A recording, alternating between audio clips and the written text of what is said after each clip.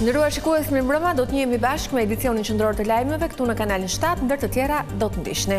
Ambasadori i Bashkimit Evropian deklaron se procesi i negociatave po ecën, por ai kërkon kohë. Vendet anëtare po vlerësojnë përmbushjen e standardeve. Protesta e radhës e opozitës do të zhvillohet në datë 8 maj, Sali Berisha thotë se shqiptarët duhet të bashkohen në shesh kundër korrupsionit të qeverisë. Ministri i Pushtetit Vendor deklaron se reforma territoriale nuk do të cënojë kompetencat e bashkive, ndryshimet do të sjellin shërbime më të mira. Arrestohet një tjetër trafikant armësh në Tiranë. Agjentët zbulojnë 2 pistoleta, një armë taktike luftarake si dhe municione të fshehura në makinë. Publiku vendos sot në mbrëmje se kush do të shpëtojë nga tretu nominuarit, ndërkohë punët dhe sfidat e lojës rrisin tensionet mes konkurrentëve në fermë.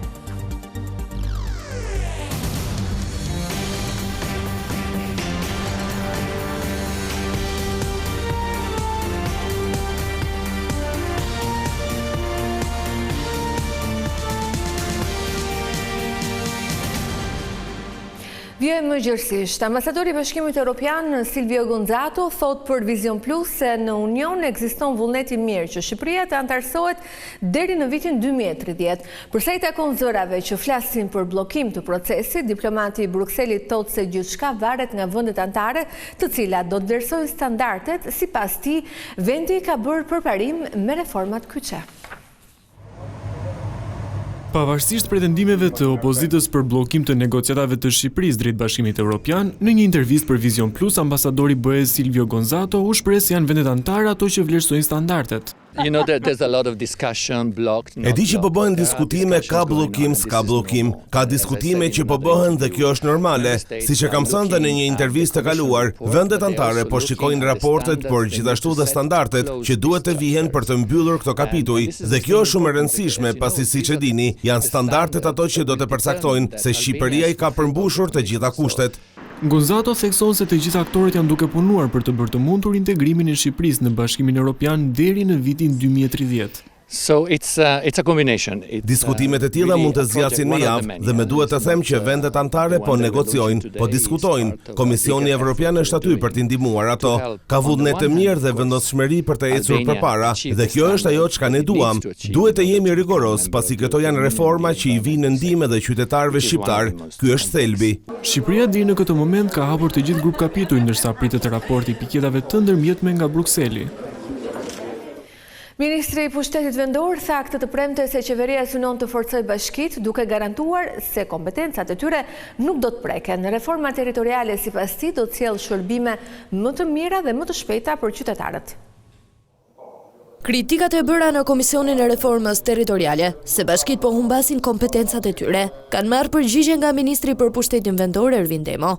Pas mbledhjes së qeverisë, ministri pranoi se ky komision shërben për të njohur me shqetësimet e bashkive, në mënyrë që të përmirësohen shërbimet ndaj qytetarëve. Duhet shkoj përtej debati thjesht numri i bashkive më shumë apo më pak, por fakt duhet fokusuar tek ato cilat janë funksionet e bashkive.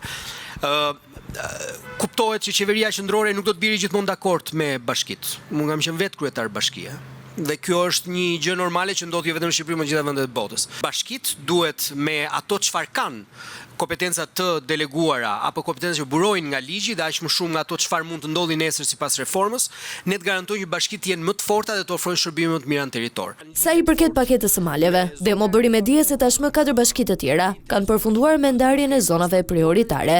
Zonave prioritare të bashkive janë 4 bashkitë tjera të cilat kanë miratuar zonave prioritare, ne tashmë shkojmë në numrin 40 të bashkive.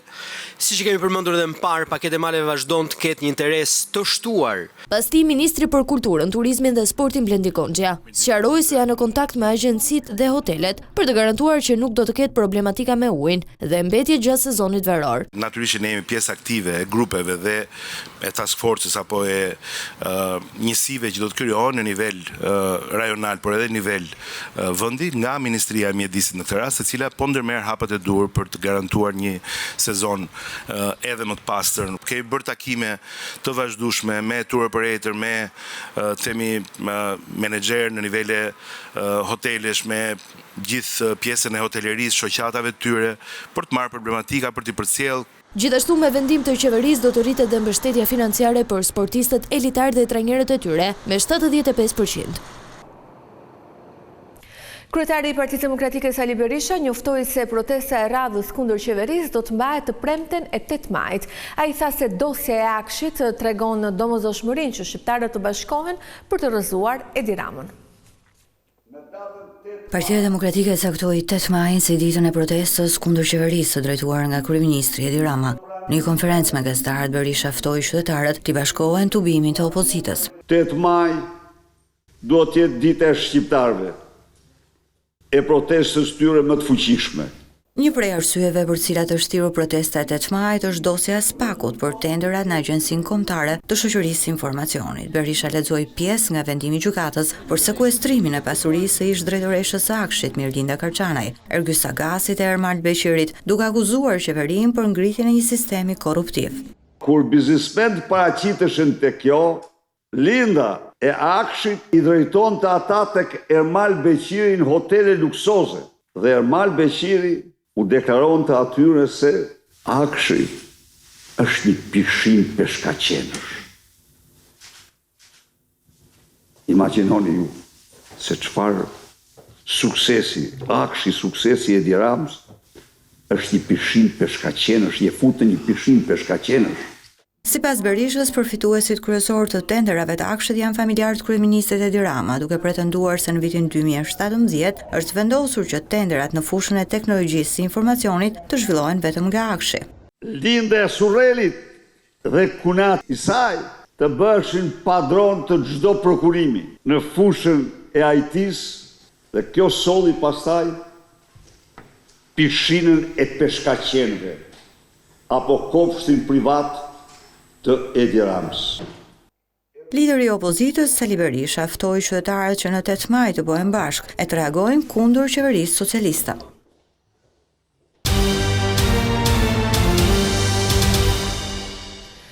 Policia ka arrestuar një person të akuzuar për trafik të armëve dhe municioneve. Ai u kap në makinën e tij ku kishte fshehur 2 pistoleta dhe një armë taktike që dyshohet se ishin porositur nga një grup kriminal në Tiranë. Operacioni i koduar Barriera ka vënë pranë nga një tjetër person me rrezikshmëri të lartë i përfshirë në trafikun e armëve të zjarrit. Agjentët e komisariatit numër 4 në Tiranë prej kohësh kishin në vëzhgim lëvizjet e Ligor Mehmetit, pasi në rrugë operative kishin informacione se ishte i përfshirë në shitjen e armëve të zjarrit për llogari të grupeve kriminale të ndryshme. Në kuadër të këtij operacioni, blut kanë arrestuar 48 vjeçarin në kushtet e flagrancës, teksa po lëvizte me automjetin e tij, ku ndodheshin 3 armë zjarri. Efektivët i gjetën 2 pistoleta që besohet se do të shiteshin 1.500 euro secila, si edhe një armë taktike luftarake, e cila do të jepej për 8.000 euro. Sipas policisë, armët ishin porositur nga një grup kriminal që vepron në zonën e Tufinës. Ligor Mehmeti rezultoni arrestuar më herët, pasi është kapur në gjendje të dehur duke drejtuar mjetin, por sipas burimeve ai prej disa kohësh ishte përfshirë në trafikun e armëve të zjarrit. Ndërkohë vijojnë hetimet për zbulimin e grupit kriminal që porositi armët, si edhe të personave të tjerë që bashkëpunonin me 48 vjeçarin. 5 fëmijë janë marrë në pyetje nga Prokuroria e Tiranës për zjarrin që shkrumboi pallatin tek Farmacia 10 në Tiranë. Ata kanë treguar se po luanin pranë vendit ku u shpërthyen flakët dhe se gjithçka ishte aksidentale. Prokuroria e Tiranës mori në pyetje 5 fëmijët, të cilët pas kyqyrjes së kamerave të sigurisë janë parë duke hedhur mbeturina pranë një karroce, e cila konsiderohet si vatra prej nga ku shpërtheu zjarri që dogji pallatin shumëkatësh tek Farmacia 10. Të miturit e identifikuar janë banor të kompleksit dhe pyetja e tyre është kryer në prani të psikologëve dhe prindërve. Ata kanë treguar se nuk kanë bërë asgjë me paramendim dhe se po luanin pranë vendit ku ndodheshin mbeturinat e marketit, si edhe karroca që ishte pranë kondicionerit. Prokurori i çështjes nga ana tjetër ka urdhëruar policinë që të kryejë veprime të tjera në vendngjarje, ndërsa marrja e dëshmive do të vijojë. Pas flakëve që shkatëruan 10 apartamente, policia arrestoi 4 persona, Razie Sulën, Agron Carën, Enver Ademin dhe Altin Furtunën, që dyshohet se shkelën në rregullat për mbrojtje nga zjarri, por ata më pas u lanë të lirë nga gjykata penale. Zjarri i rënë aksidentalisht të dogji me shpejtësi të gjithë fasadën e jashtme të pallatit e më pas depërtoi brenda apartamenteve, duke rrezikuar jetën e banorëve. Ngjarja ngriti pikpyetje të forta mbi cilësinë e punimeve, materialet e përdorura, si edhe funksionimin e mekanizmave të mbrojtjes kundër zjarrit. Një aksident me vdekje ka ndodhur paraditën e kësaj të premte në zonën e kombinatit në Tiranë. Viktime e përplasjes ka mbetur 61 vjeçari Ylmi Dedja, i cili në momentin e aksidentit po lëvizte me motociklet. 61 vjeçari është përplasur nga një kamion që drejtohej nga një 34 vjeçar. Si pasojë e përplasjes, drejtuesi i motocikletës ka ndëruar jetë në vend, ndërsa policia ka shoqëruar në komisariat shoferin e kamionit. Në aksident i lënduar jashtë rrezikut për jetën ka mbetur edhe një efektiv policie i cili ishte jashtë detyrës. 16 milion euro janë dhënë për nga Bashkimi Evropian për shtimin e sipërfaqeve të gjelbra në Shqipëri. Projekti nisi në malin e Dajtit në Tiranë dhe do të shtrihet në të gjithë vendin. Për të rikuperuar sadopak dëmin e shkaktuar në zonat pyjore të Shqipërisë, Bashkimi Evropian ka vënë në dispozicion një fond prej 16 milion eurosh për procesin e ripyllëzimit, i cili ka nisur në zonën e malit të Dajtit. Projekti EU for Forest, 16 milion euro, është një angazhim i Bashkimit Evropian me Ministrinë e Mjedisit dhe partnerët italian në mënyrë që ne të zhvillojmë sektorin e pyjeve në Republikën e Shqipërisë. Gjatë gjithë periudhës së zbatimit të projektit do të angazhohemi me ngritjen e fidanishteve shtetërore kombëtare. Gjithashtu do të kemi ripyllëzime të zonave të degraduara kryesisht nga zjarret apo nga degradimi urban që është bërë, dhe normalisht është edhe ngritja e strukturave të dhura për menaxhimin e pyjeve. Ky projekt, sipas ministrit, përbën një pikë shumë të rëndësishme për përmirësimin e pyjeve në vend dhe një bonus për sa i përket grup kapitullit të 27 atë të mjedisit, një ndër më të rëndësishmit në procesin e integrimit. Ky lloj financimi prej gati 22 milion eurosh në fushën e biodiversitetit të Shqipërisë sigurisht është angazhimi më i madh që është marrë ndonjëherë nga partnerët ndërkombëtar së bashku me Ministrinë e Mjedisit në mënyrë që ne të realizojmë të gjitha angazhimet tona për integrimin evropian, por dhe për mbrojtjen dhe përmirësimin e biodiversitetit brenda vitit 2027. Ministri theksoi se projekti do të shtrihet në 10 zona prioritare, duke nisur nga masivet pyjore në jug të vendit e deri në Alpet e Shqipërisë.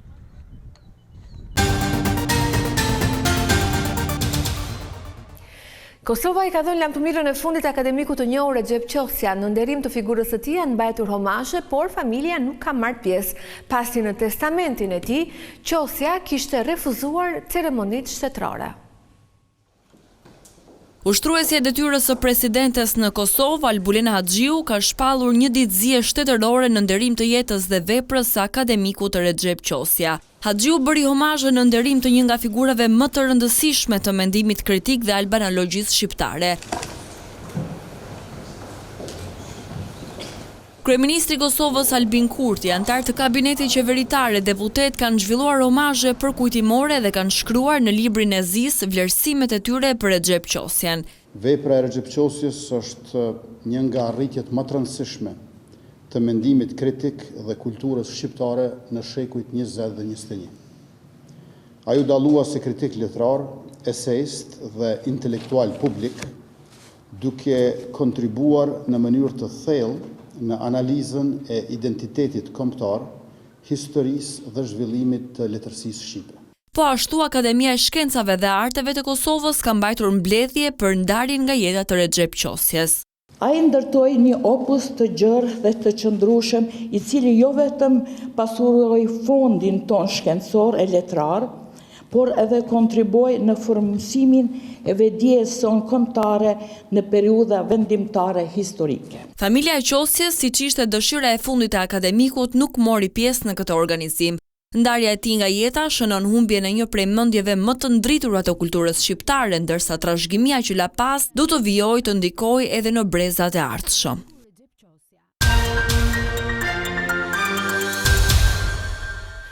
Publiku do të vendosë sot se kush do të jetë konkurrentët që do të shpëtojnë në fermën e VIP-ave, por ndërkohë situata mes lojtarëve është shoqëruar me debate dhe tension, ku kanë ndikuar edhe punët e ditës si dhe sfidat.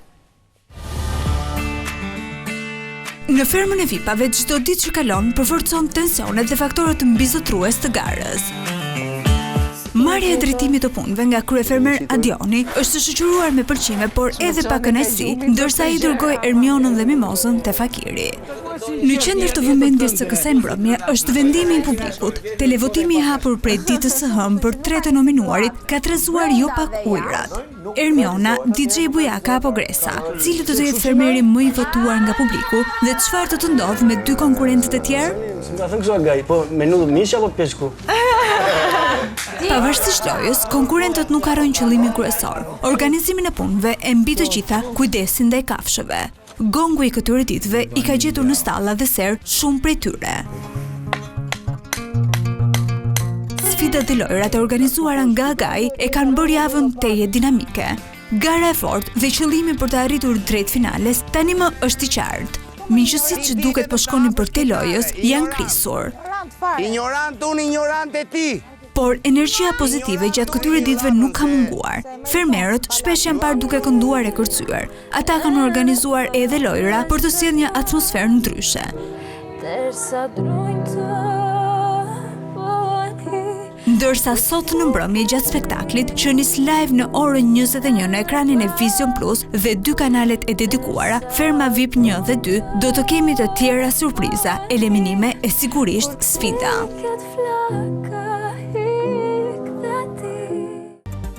Tu kemi përfunduar, në fjalënderoj për vëmendjen, bash natën e mirë.